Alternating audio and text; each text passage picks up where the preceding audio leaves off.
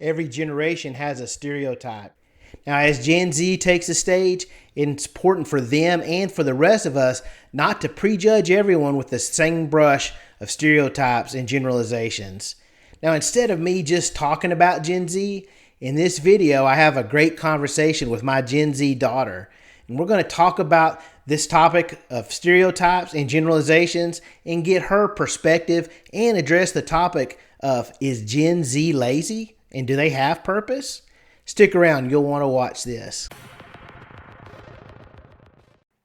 Welcome to Gen X versus Gen Z, or Gen X dad versus Gen Z daughter. How would you define what a stereotype is? I mean, a stereotype is just assumptions made about certain groups that aren't necessarily true, and they're usually harmful towards that group.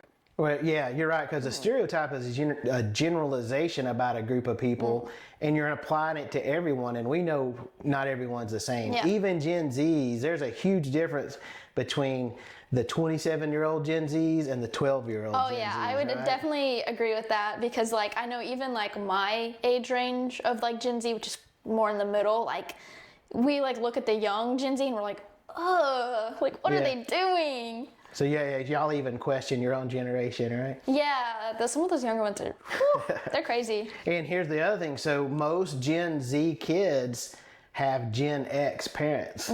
So again, I think you probably are raised a little bit different because you listened to our music, you watched our movies. You didn't have a choice, right, to be indoctrinated into the Gen X culture at an early age on road trips or sitting at home.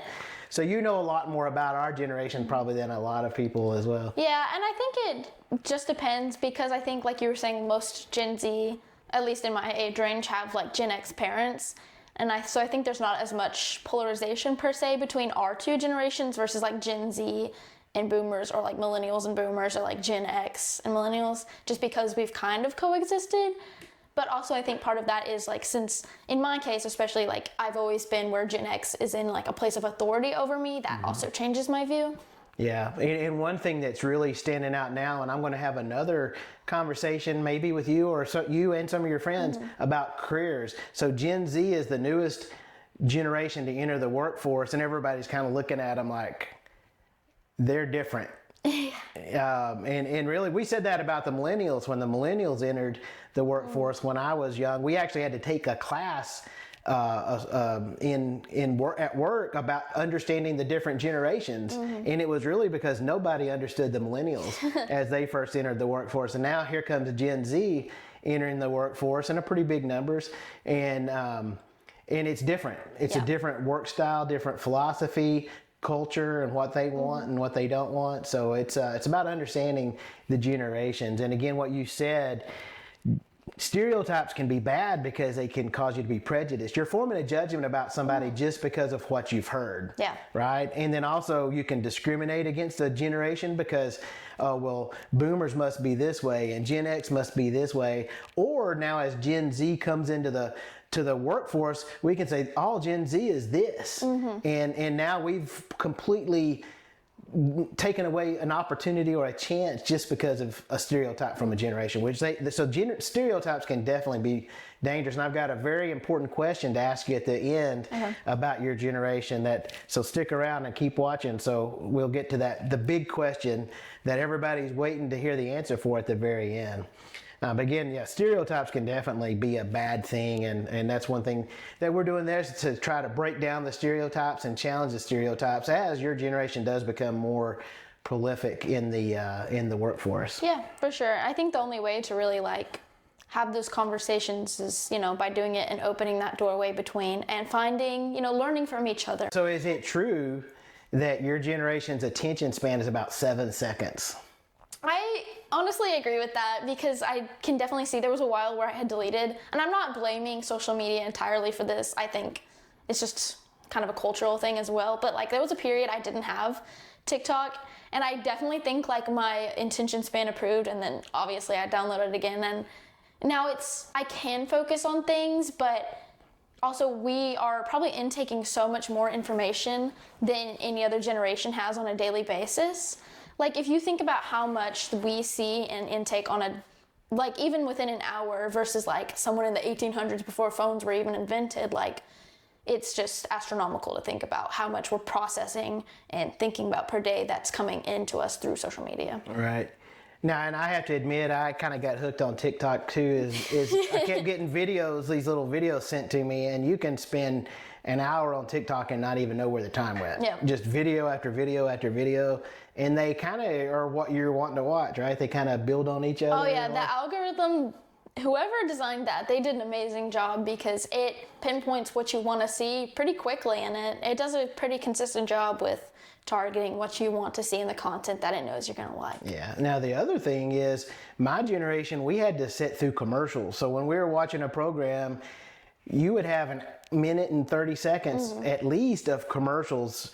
It breaks of everything you watch. Now you can watch Netflix and you just binge watch shows with no commercials. What is that part of the attention thing as well? Oh yeah, I think maybe that as well, but advertisers always find their way, and it's like if I am on like a platform where there's ads, guess what I have? I can just get back on my phone while the ad's playing, and then my show comes back on. I can put it back down. Yeah, so advertisement is definitely different now than it was for my generation. 100%. Okay. So what do you think Gen Z is best known for? Ooh, I don't know yet, because I feel like we haven't really fully shown what we're capable of and like what we are going to be known for yet. At the moment, I would say we definitely do let the fact that we're the first generation to grow up with all this technology really define us, because we are the first generation to have this degree of interconnectedness. Like the other, y'all watched it happen, but we've never known reality without it. Yeah, my generation went from a phone that was plugged into the wall with a cord on it and a rotary dial to having it in our pocket. And I remember my first cell phone was huge. It was almost as big as this coffee cup. And I had a pager, actually. My first job, I had a pager. So someone would page me the phone number, and I'd see the number, and I have to find a phone, a payphone. Do you know what a payphone is? I know what a Have you ever payphone is. seen a payphone? Yeah, I've seen a payphone. So we used to have payphones everywhere, and you had to put a quarter in it and call somebody. So one time I was at SeaWorld and got a page, and I had to find a payphone in SeaWorld and call somebody. Oh gosh, yeah, no, I'm glad we're done with that. I think like some other things that define us are like, I think that we do care a lot because of the degree of like interconnectedness and globalization that we have now. We're very, I don't know if social justice necessarily is the right word for my generation, but like, we definitely are advocates for not only ourselves, but things we see. We're very outspoken. Yeah, and we'll get in. I think this one may play a little bit more about some of the things that's happened in your generation, because it's my generation had some big milestone events. Your generation definitely has had some milestone events, but I think that may come out a little bit later. Yep. What do you think my generation, Gen X, is best known for? I know y'all are kind of like stereotype, like y'all are like the latchkey kids, like kind of, y'all were very rebellious like teenagers. And then I think y'all are interesting for sure. A little quirky. Known as cynical, pragmatic, disengaged. A lot of times Gen X wasn't involved in everything. Somebody said, why hadn't there been a Gen X president yet? That's a good question. I don't know. I don't know why there hadn't been a Gen X president. That's a good question. Yeah. But again, we've seen a lot and done a lot. They said we're self-reliant because our generation really, we came home to an empty house and made our own snacks, watched TV till our parents got off work, because both parents were at work. And so definitely a lot of things with our generation. And one of the things, of course, a lot of this came from ChatGPT on these stereotypes and stuff, and the words. That's where it's a little bit out of date. But again, they say we're distrustful of authority, but very independent, tech savvy. Because again, we've seen every major technical milestone has happened in our generation. Yeah, you've watched that. Major radical changes from dial-up internet, waiting for it to connect, to even have an internet. I remember when we first got on the internet in college, and we were talking to a computer in Russia in words, and everybody thought that was amazing. So, and I'm not that old, I don't think, but anyway, so every generation is known for something, and your generation is still yet to be determined, right? Yeah, I think the future is bright though, but definitely I think it's going to be a little bit of what we have to wait and see, and before we can sum it all up, I suppose. Sure, sure. So what would you like your generation to be known for? If, so if you're, as you enter the workforce and you're looking back and you're talking to your kids one day and you talk about Gen Z, what do you want your generation to be known for? I guess just really, I want my generation to be known for, like, we don't just talk about change, we actually make it happen. And we are also open to finding middle grounds and open to having conversations. I think, and maybe this is not fair to say, but I think that a lot of the times generations and certain people get stuck in one way of doing things. And I think I want our generation to be able to be like a bridge for things to happen. Yeah. And your generation is known for the environmental awareness, social issues, even mental health awareness. We've seen electric cars, solar energy, wind energy. It's really the whole, let's look at the world in a big picture. Yeah, and I think that's because we have kind of like, not necessarily been forced to look at the world that way, but that's kind of the view that we've always taken on. And I think that, like, we can make the best of that. We can make that into, oh my gosh, instead of, oh my gosh, like the world's falling apart, like I'm seeing all these terrible things. I think we can turn that into, okay, well, we're in an interconnected world. We are a part of this. How can we actually make change happen? How can we make sure everyone's being heard? How can we facilitate these conversations? Sure. Now that leads to probably we'll touch that in the career series as well, is your generation really wants to have a purpose in their job, in their work. They want, what is the purpose of this, have meaning, as well as a really flexible schedule that puts a lot of emphasis on work-life balance. Yeah. And that's what we're seeing. But that also, so if you're in the environmental and the social issues, those open the doors for career paths as this continues to grow in the next few years or, the next 10, 20 years we're just at the starting point of all of this, of solar and electric cars and all that kind of good stuff. So it's a huge career field that has a purpose, right? And it's something that your generation is passionate about. So that opens a whole door for careers in the future as well. Okay. This question's a little bit random, and I'll give mine first, and then I'll tell you. So, do you think in pictures or do you think in words? And I'll tell you, for me, I think in pictures. So when I'm about to do a project, I kind of visualize it in my mind, what it looks like when it's finished. So I see in pictures. I try to see it through. A lot of times I don't read the instructions because I've seen it, what it looks like in my mind, whether it be remodeling a house or building something or putting something together or even a video. I kind of have it in my mind of what I want it to look like and what it's going to come out to.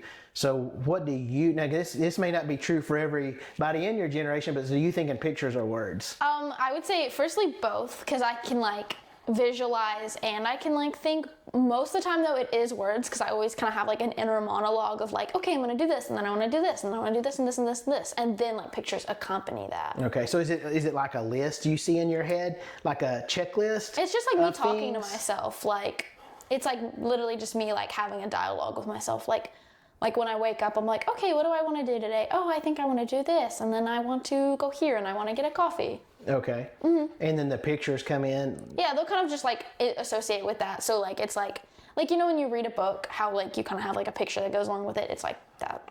So like when you think of your future, when you get out of college, do you have a picture in your mind what it looks like, or do you have words of what it looks like? Well, I mean, in that case, it would be like definitely like a picture, like a scenario, like if I were to take like a snapshot of like what I want my future to be, it'd be first, but like on a daily basis, like as I'm doing things, it's words. But if I'm like visualizing my future, it's like a picture. Gotcha. And that's one thing we didn't define Gen X. So my generation is from 1965 to 1980. So from 45 years old to 59 years old. So this pretty big spread. There's a big difference between someone that's 45 and someone 59. So a 45-year-old is in midlife really, and a 59-year-old is thinking about retirement. Yeah. And again, your generation is from 12 years old to 27 years old. Yeah, it's so big. you know what the new generation is called, right? Gen Alpha. So that's anybody under 12. So that's the new generation, and they're supposed to throw everybody for a curveball. Yeah, those are the little hooligans I've been talking about. They're crazy. Yeah, so that'll be a whole nother world to get into as those the new generation comes up a little bit farther as well. And sometimes the generation dates change just a little bit. I've got some people that I work with that is right on the line. They were born in like 96. So they're not, they identify as a millennial. They're a millennial, but some, Lori my wife is right on the middle of being a Gen X or a millennial. Yep. And again, it's kind of, there's a Gen Z that identifies as a millennial because they were raised more as a millennial. I mean, I think it comes down to kind of like just the timelines, because I think like it's more in like what decades you were raised in, and then like who you were raised with that kind of defines. I think your environment defines it a lot. Yeah, for sure.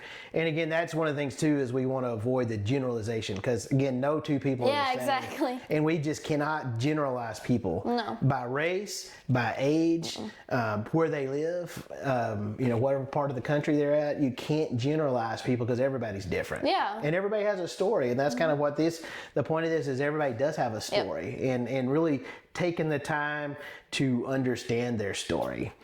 So this is a very relevant question, because you know how I feel on this. Do you think artificial intelligence is something we should embrace, or something that we should be afraid of? I don't think we should be afraid of it.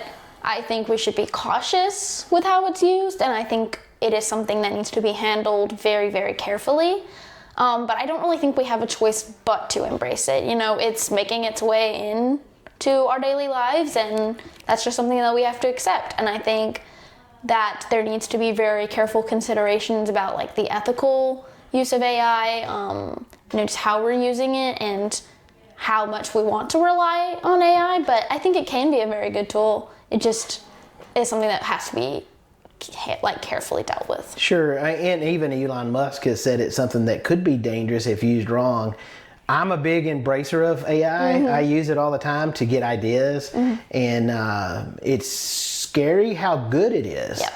And my generation is the one, we were raised with the Terminator, where AI takes over and destroys the world, right? And who knows, if there's not checks and balances, it could happen. I think my fear towards AI is more geared towards taking like the humanness out of things. Like they're using AI to write commercials, they're using AI to make art. I don't think that's right. I think that's taking away from what it means to be a person, and that's what I'm more so scared of, is we use AI for everything and nothing's genuine anymore. It's a robot. Right, and that's one thing. I think it's how it's used and where it's used. It definitely has an important place, but it's not everything. It should never be everything. And kids today is like, for school teachers and college professors, is how do you make sure they did it, not AI? Yeah, my assignment that's due Tuesday for one of my classes. The class is like lifelong learning, but our assignment is actually about how we would use AI in like a school setting in like a positive way. So we're supposed to find like 2 AI applications that you can use for self-learning, and then like kind of talk about them. So I'm interested to do that assignment, and I think it's just relevant to bring up, because like that kind of shows an example of like how certain teachers are having us approach it, and like kind of try to view it differently. Yeah, cool. All right, here's the big question everybody's been waiting for. And what prompted this video series is I saw a TikTok, and it was a young Gen Z complaining about working 40 hours. And after that, the new thing is Gen Z lazy? And that was going to be the topic of this video, and I was going to talk about, is Gen Z lazy, and stereotypes and all that kind of stuff. I think this has been a lot better conversation. So really there's 2 things about Gen Z. They say Gen Z's lazy is a stereotype, and is Gen Z the lost generation? So how do you feel when someone says Gen Z is lazy? I don't think we're lazy. I think our values are just different than generations before us. Like you were saying, like we don't want to live to work. like you're saying, we want like our work to have a purpose. We don't want to be slaving away for a corporation, which is like probably, I mean, I don't want to speak for that girl, but like if I were her, it'd be like, I don't want to give 40 hours of my life every week to a corporation that doesn't care about me, that I'm just a number to them. I think that's kind of the emphasis, and we want to be doing a lot of things at once. I think that's also the case, like we don't want to be just doing one thing, so we want to be like multiple things at once. And I think maybe it is because we're still young, it's like we don't have fully formed identities yet, so we're not very like settled, but I mean, I think that's, I don't think we're lazy. I think we just don't have the same values. Yeah, and I'll tell you one thing from my perspective. There's two things. One is I always, do you work to live, or do you live to work? And some people do live to work. Especially the generations above me, they lived at work. Work was everything. To me, I work to live. So I want to earn a living so I can go do the things I want to do. Go on vacations, have nice cars, do things that I want to do whenever I want to do them.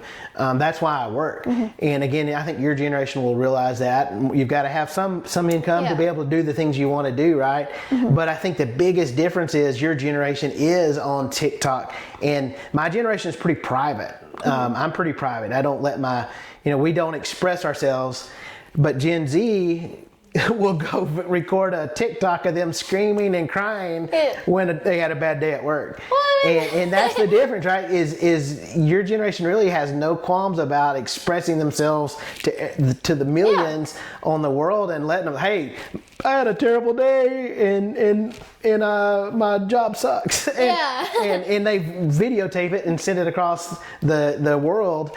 My generation would never do that. And that's probably why that stereotype is coming out, is because people see that for the first time. It's like, oh my God, they're talking about they hate working 9 to 5, and no other generation's really done that before. Yeah, it's maybe just the thing of like, y'all probably did hate working 9 to 5s, at least at times, and it just wasn't ever said, you know? Yeah. And I think like that's the thing with my generation, is we hate the fact that we have to work to live. It does suck that you have to like give so much of yourself to a job that you may not love because you like have to survive. Yeah. But that's a system in place. Well, I've got a whole career series on that as well, about finding the job of your dreams so you will love your job. So take a look at some of the other videos in the playlist I have that can help you find the job you love, because it's probably the second most important decision you'll ever make in your life, is how are you going to make money to do the things you want to do, to live the life that you want to do. And don't think about next week, but think 5, 10, 15 years down the road, is like, where will I be, and will this job get me where I want to be? Yeah, right? And I think the thing is, like, we want that balance of, we want to be able to go do these things, but we also want to enjoy the work while we're doing it, which is like, I'm sure everyone wants that. It's just like definitely having a hard time finding that balance. It's definitely like the biggest qualm I think our generation has so far, is like, it's hard to find a job that you love that pays enough for you to live the life that you want. Sure, no, it's that's an important part of it too. It's not, oh, I want to do this, but that job may not pay anything, and you can't live the lifestyle you want. So that's important, and that's part of what this whole channel is about, is helping Gen Z really find their purpose in life. Because again, it's the lost generation. Is a lot of people say they don't have a purpose, and they're trying to find their purpose in their jobs, in their life. But that's what this channel is all about, is trying to help you find your purpose, help you find the career that will give you what you want. Instead of hating it and just having a job in Groundhog Day, going through the same thing every day, that you have a job that you love, and it's something that you enjoy, and it does fulfill you both with your purpose, and monetarily is always nice as well. And one thing about your generation is probably one of the most entrepreneurial generations there is, starting their own businesses, creators, clothing lines, makeup. There are so many young Gen Zs that have started their own businesses, is great as well. Yeah, I think it's awesome. They're very creating their own life, and that's a huge thing too. Yeah, I think it's amazing. Well, Kaylee, I think I enjoyed this conversation a lot. Thank you very much. Of course, I'm really glad you had me. All right. Well, we'll get you again for a career talk, and then we'll see what other kind of things their differences are between Gen Z and Gen X. Sounds good. All right. Thanks, guys.